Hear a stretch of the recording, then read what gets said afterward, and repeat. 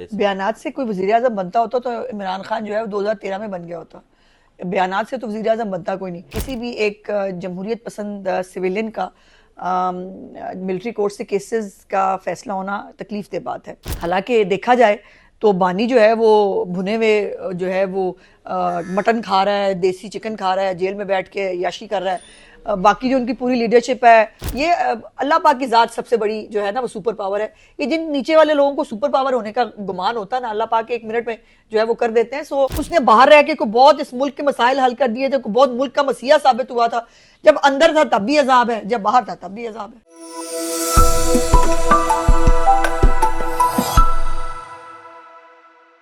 इस वक्त हमारे साथ सूबाई वज़ीर इत्तलात उस्मा बुखारी हमारे साथ मौजूद हैं। उस्मा साहब, आपने भी प्रेस कॉन्फ्रेंस भी की ये रेंडर के हवाले से, सालाना कारकर्दगी के हवाले से, तो कौन कौन से ऐसे मनसूबे जो अभी तक मुकम्मल नहीं हुए और जो रह गए हैं वो इस साल में कितने हैं, उनकी तादाद बता दें।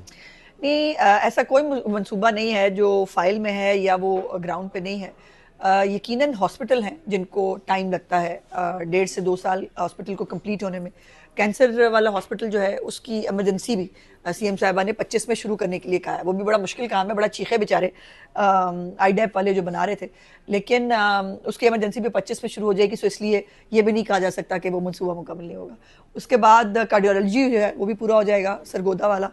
और ये जो हॉस्पिटल्स हैं, जो स्कूल्स हैं, जो किसान कार्ड है, अपना घर अपनी छत स्कीम है, ऐसा कोई मंसूबा नहीं है जो मुकम्मल नहीं हो पाएगा 25 के अंदर। सो कोई नया ऐड ज़रूर हो सकता है। सो ऐसा कोई मंसूबा नहीं जो मुकम्मल ना हो। कितना मुख्तलिफ है Nawaz Sharif cancer hospital Shaukat Khanum hospital से? बहुत मुख्तलिफ है, चूँकि इसके ऊपर तो चंदा जो है वो इकट्ठा करके और एक अपना स्टारडम इस्तेमाल करके उस पर सियासत की गई। और आज भी जो है वो उसको अपना ब्लैंक चेक इस्तेमाल करते हैं सियासत करने के लिए। तो मियां नवाज शरीफ साहब का नाम सियासत करने के लिए ज़रूरी नहीं, उनका नाम ही काफ़ी है। वो ऑलरेडी सियासत हैं और वो ऑलरेडी सियासत के किंग हैं। सो इसलिए ये फिर ये है कि वहाँ पर ज़कात और खैरात के पैसे आते हैं, उसका कोई ऑडिट का पता नहीं है। बाहर से कभी किसी का ऑडिट नहीं हुआ, उसके बीच में क्या हो रहा है, वहाँ रिफ्यूज़ल रेट कितना ज़्यादा है। तो ये सरकारी अस्पताल ना, यहाँ रिफ्यूज़ल नहीं होते। सरकारी अस्पताल में जो भी आ जाए, वो KPK से आ जाए, वो सिंध से आ जाए, वो कहीं से आ जाए, उसको हमने कैटर करना होता है। तो ये बहुत बड़े फ़र्क है। डेडलाइन कब तक है, ये कब तक बन जाएगा? इसको कहते हैं कि 27 तक जो है वो 2027 कंप्लीट पूरा हो जाएगा, लेकिन 2025 में चीफ मिनिस्टर साहबा ने इसकी जो इमरजेंसी है वो शुरू करने के लिए कहा। अच्छा, ये साल सियासी तौर पे भी बड़ा मुश्किल रहा है। अब PTA भी है और पीपल्स पार्टी भी तनकीद कर रही है।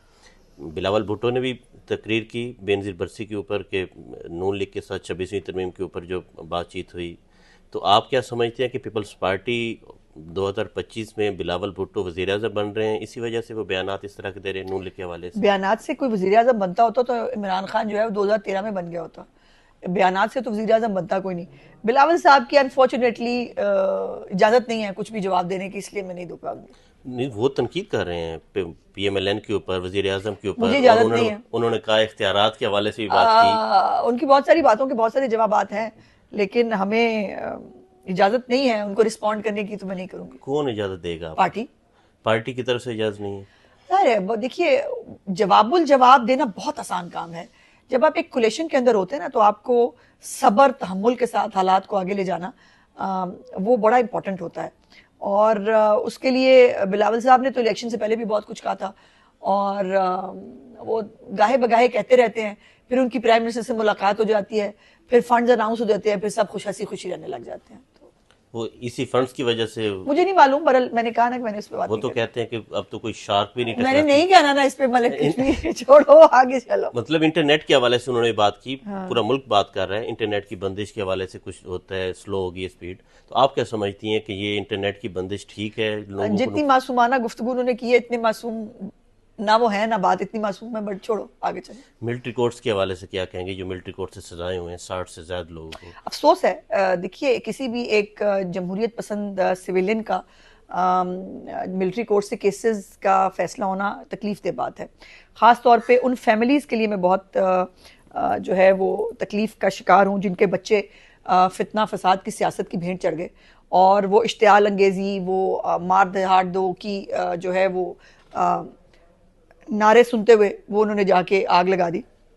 हालांकि देखा जाए तो बानी जो है वो भुने हुए जो है वो मटन खा रहा है, देसी चिकन खा रहा है, जेल में बैठ के याशी कर रहा है। बाकी जो उनकी पूरी लीडरशिप है आधी से ज़्यादा पार्लियामेंट में है, और बाकी जो है वो KPK की चीफ मिनिस्ट्री ना जो है एंजॉय कर रहे हैं। तबाह कौन हुआ? बच्चे, वो यंग बच्चे जो इनके फसाद का शिकार हुए। लेकिन अफसोस की बात है, यकीनन देखो किसी की सजा काट लेना, सजा याफ्ता हो जाना, यकीनन इससे बड़ी तकलीफ हो नहीं सकती। लेकिन सवाल यह है कि जब आप मिलिट्री को बाकायदा टारगेट करके, बाकायदा दिए हुए एजेंडा के ऊपर, और आपको जगह दिखा दी गई हैं, उन जगहों पे पहुंच जाएं, फिर सारे के सारे जो है वो मुल्क में उन्हीं एक जगहों के ऊपर जो है वो लोग पहुंचकर एक ही तरह का जलाओ घिराव करें, वहां पर मुजस्मे जलाएं, जहाज जलाएं, वहां पर कैंटोनमेंट्स को आग लगाएं, तो फिर उसके फैसले मिलिट्री कोर्ट्स इसीलिए बनी हुई है ना। और अब मिलिट्री कोर्ट जो तनसीबात के ऊपर या जिन जगहों के ऊपर जाके उन्होंने ये सब किया है, वहां पर लैंड रेवेन्यू एक्ट नहीं लग सकता ना वहां पे ट्रैफिक जो है वो सिग्नल्स की खिलाफवर्जी का केस चल सकता है। तो ये केस अनफॉर्चुनेटली मिलिट्री कोर्ट्स में ही चलना था। तो लोग कहते हैं कि आइन तोड़ने वालों के लिए कोई सजा नहीं है, लेकिन दीवारें तोड़ने वाले और ये जो थोड़ा बहुत एहतजाज करने वाले, एहतजाज करने वाले, ये एहतजाज नहीं था, ये एहतजाज नहीं था, ये बाकायदा पाकिस्तान के अंदर म्यूटनी कराने की, बगावत की एक नाकाम कोशिश थी। और जब इनकलाब जो है ना वो नाकाम हो जाता है, फिर वो बगावत हो जाती है। तो मौसूफ ने कोशिश की, वो पहले तो अपने प्रेसिडेंट के साथ मिलकर उन्होंने ये भी कोशिश की कि नोटिफिकेशन ही जारी ना हो। फिर वो आपको याद होना चाहिए अलवी साहब कैसे जमान पार मत्था टेकने आए, आके उन्होंने जो है वो समझाया बुझाया, कुछ वो करने की कोशिश की कि इस तरह की हरकतें ना करें। फिर मैं आसमान समंदर लेके आ जाऊंगा, लॉन्ग मार्च किया इस्लामाबाद के अंदर, जिनके अंदर चंद हजार लोग मौजूद थे, और उस वक्त भी कहा था हम ये तकरीरी रोक लेंगे। सो एक्चुअली एक बाकायदा एक इदारे को टारगेट करके उसके अंदर बगावत कराने की कोशिश की। बगावत की सजा तो उनको नहीं मिली है, उनको अभी भी मिलिट्री कोर्ट्स के अंदर जलाओ गिराओ की सजा मिली है, बगावत की सजा नहीं मिली है। तो यूरोपीय यूनियन वो इस पे एतराज कर रही है, अमेरिका के मेरा जो भी एतराज कर रहे हैं, मेरा सवाल उनसे सिर्फ इतना है कि वो इजाजत दें हम में से 2-4 को, हम जाते हैं उनकी मिलिट्री तनसीबात पे नहीं जाते, हम उनके पुलिस के किसी पुलिस स्टेशन में जाते हैं, वहां जाके ये सब करते हैं। वो हमें बता दें कि वो हमें कुछ नहीं कहेंगे ना, बुनियादी हुकूक हमारे सलामत रहेंगे ना। और वहां पर आप एक पुलिस वाले को गाली देके दिखाएं, पुलिस वाले को, मैं वो फौज की बात नहीं कर रही, यूरोप में भी, अमेरिका में भी, लंदन में भी।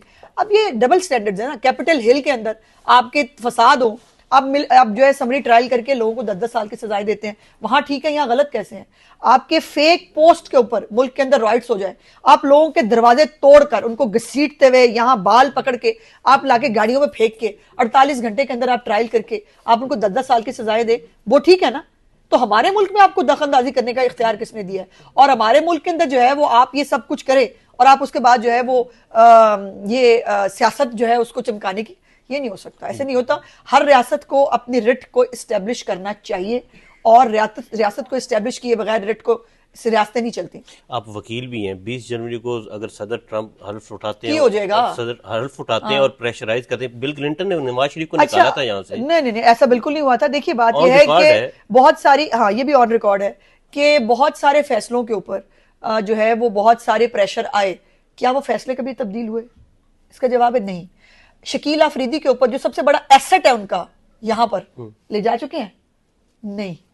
तो ये इतना हम एक सॉवरेन कंट्री हैं, हम एक सॉवरेन कंट्री हैं, और हम कोई गुलाम है?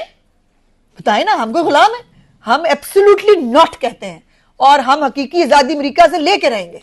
आप लोग कहते थे कि ना वेंटिलेटर लगे हुए हैं मईशत को, अमेरिका वेंटिलेटर लगाता है, आपके वुज़रा कहते रहे, तो अगर ये वेंटिलेटर हट गए तो फिर क्या करेगा? नहीं, अल्हम्दुलिल्लाह वेंटिलेटर से बहुत देर के बाहर निकल आए हैं, और हम ऑन ट्रैक हैं। उनके अपने जो IMF की रिपोर्ट देख लें, वर्ल्ड बैंक की रिपोर्ट देख लें, आप ब्लूमबर्ग को पढ़ लें, पाकिस्तान जो है वो अनप्रेसिडेंटेड जो है वो डेवलपमेंट हुई है पाकिस्तान की इकोनॉमी के अंदर। और पाकिस्तान की जो स्टॉक एक्सचेंज है वो इस वक्त दुनिया में, मतलब उसने रिकॉर्ड कायम किया है, आलमी रिकॉर्ड कायम किया है।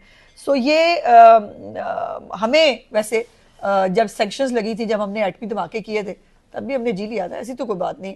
ये बाय द वे ये भी आपको बता दूं, वो जो एलन मस्क हैं जो बहुत नियर एंड डियर हैं ट्रम्प साहब के, उन्होंने जो है वो कल वो किया कि शायद अमेरिका के अपने डिफॉल्ट होने के चांसेस हैं, तो दूसरों के ऊपर जो ये अल्लाह पाक की जात सबसे बड़ी जो है ना वो सुपर पावर है। ये जिन नीचे वाले लोगों को सुपर पावर होने का गुमान होता है ना, अल्लाह पाक एक मिनट में जो है वो कर देते हैं। सो हम we are not against America, हम कोई अमेरिका के खिलाफ नहीं है ना, इमरान खान जैसी इमच्योर और वाहियात किस्म के सियासतदान है जो कुछ भी कहें, लेकिन अमेरिका का एहतराम उनका एक अपनी जगह पर, लेकिन पाकिस्तान एक सॉवरेन कंट्री है और हमें अपने मुल्क की सॉवरेनिटी की हिफाजत करनी आती है। आप इंफॉर्मेशन मिनिस्टर हैं, आपके इंफॉर्मेशन भी काफी होती है।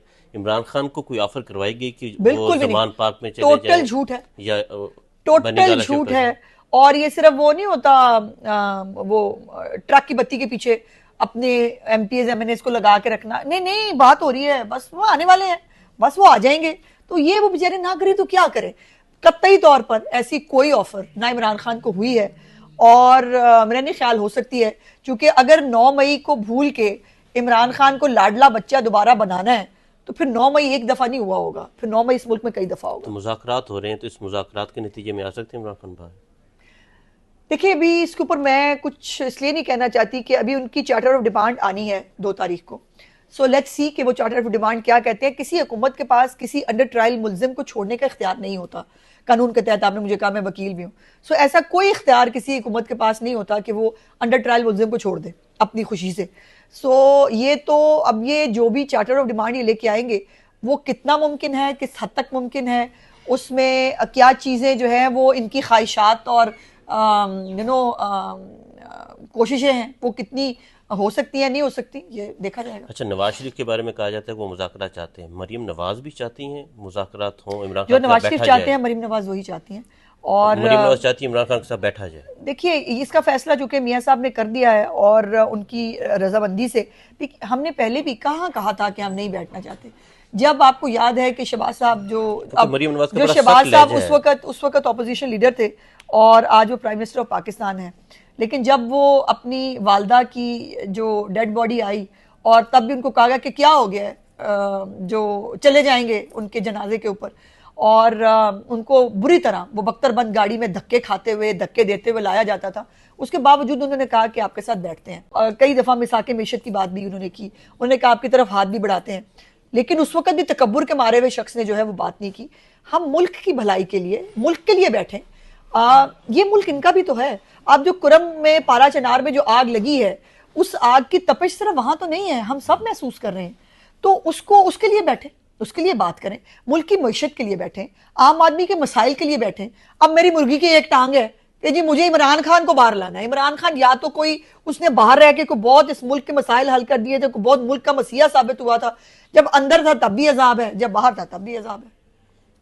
तो आप समझती हैं वो बाहर नहीं आएंगे इमरान खान से? नहीं, मैं नहीं ऐसा कुछ समझती, कहती है अदालतों ने फैसले करने हैं, वो क्या फैसले करते हैं, लेकिन जो केसेस उनके ऊपर मौजूद हैं और जिस तरह की हरकत सकनात वो फरमा चुके हैं, उसके बाद मुझे तो वो जल्दी बाहर आते दिखते नहीं। पूरे मुल्क में एहतजाज कर रही है पारा चनार वाक़या सवाई केपीके के। पारा चनार वैसे कहाँ है मुझे याद नहीं। केपीके में। अच्छा, और वहां नहीं हो रहा एहतजाज? पंजाब में हो रहा है। हाँ, पंजाब में हो रहा है, कराची में हो रहा है, बाकी जगहों पे हो रहा है। ये भी अजीब, मतलब क्या कहूँ मैं कि और सबसे पहले आपको याद होना चाहिए कि जब ये लॉन्ग मार्च की तैयारी कर रहे थे तो कुरम के ऊपर सबसे पहले बात मैंने की थी, और मैंने कहा था कि इस वक्त केपीके के चीफ मिनिस्टर को कुरम जाना चाहिए, पारा चनार जाना चाहिए। लेकिन बात यह है कि उनकी प्रायोरिटी है ही नहीं ना ये। उनकी प्रायोरिटी जो है वो इमरान खान और उसके इर्द गिर्द घूमती है। अब लोगों को वहां पे 100 से ज्यादा बच्चे जो है वो मर गए दवाइयां ना मिलने की वजह से। अस्पतालों के हाल देखे वहां, स्कूलों के हाल देखे वहां, अभी भी लोग वो डोलियों में लटक लटक के जो है वो सफर करते हैं। तो ये हालात हैं जिस सूबे के 12 साल से बाय द वे वहां हुकूमत है। नासिर अब्बास साहब जो इनकी वजह से सेनेटर बने हैं, इनके अब वो इत्तेहादी है ना, तो नासिर अब्बास साहब की हुकूमत है केपीके के अंदर। नासिर साहब उससे बड़ी जिम्मेदार नहीं हो सकते। आप इमरान खान को जेल से बाहर निकालने के लिए आप सर तोड़ कोशिशें कर रहे हैं, पारा चनार के लिए कोशिश क्यों नहीं करते? आप जाकर ये मसला देखें ना, वहां की सड़कें जो है वो खुलवानी है, जो वहां पे सबसे बड़ा मुतालबा है, वहां पे अद्वियात पहुंचानी है, वो किसने पहुंचानी है? मरियम नवाज ने तो केपीके की हुकूमत को इंटरवीन करने से पहले भी जो है वो अपना एयर एम्बुलेंस भी भेज दिया, दवाइयां भी भेज दी, वफाकी हुकूमत भी भेज दी। कोई सूबाई हुकूमत ने भी काम करना है कि नहीं करना है? कोई उनका भी कोई कंसर्न है या नहीं है? वहां की सड़कें खुलाना मरियम नवाज की, शहबाज शरीफ की जिम्मेदारी नहीं है? उसकी सड़कें खुलाना गंडापुर की जिम्मेदारी है, इमरान खान की जिम्मेदारी है, नासिर अब्बास साहब की जिम्मेदारी है जो इत्तेहादी है उनके। नासिर अब्बास साहब पहले बाहर सड़कों पे जब बैठ के एहतजाज करते थे, वो भी वैसे, मुझे तो आज तक वो भी नहीं भूली, वो जो लाशें ब्लैकमेल करती थी हजारा की इमरान खान को। और मैं खुद उस धरने में जाके गवर्नर हाउस के बाहर बैठी थी जब उसने कहा था कि मुझे लाशें ब्लैकमेल नहीं कर सकती हजारा की। वो नहीं गया था उनके जो है वो आंसुओं पे जो है वो करने के लिए, जनाजा पढ़ने के लिए। वो भूल गया है नासिर अब्बास साहब को, चले भूल गया।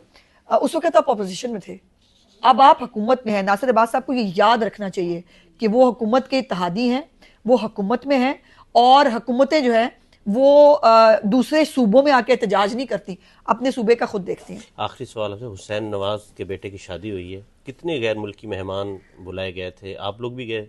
जी देखिए, ये हुसैन नवाज साहब की ज़ाहिर फैमिली, वो उनका फंक्शन था, और उनके बहुत सारे कारोबारी दोस्त भी हैं, मुख्तलिफ मुल्कों के अंदर भी हैं, और ये उनका फैमिली फंक्शन था जिसके अंदर बहुत कम पार्टी के बहुत कम लोग जो हैं वो इनवाइटेड थे।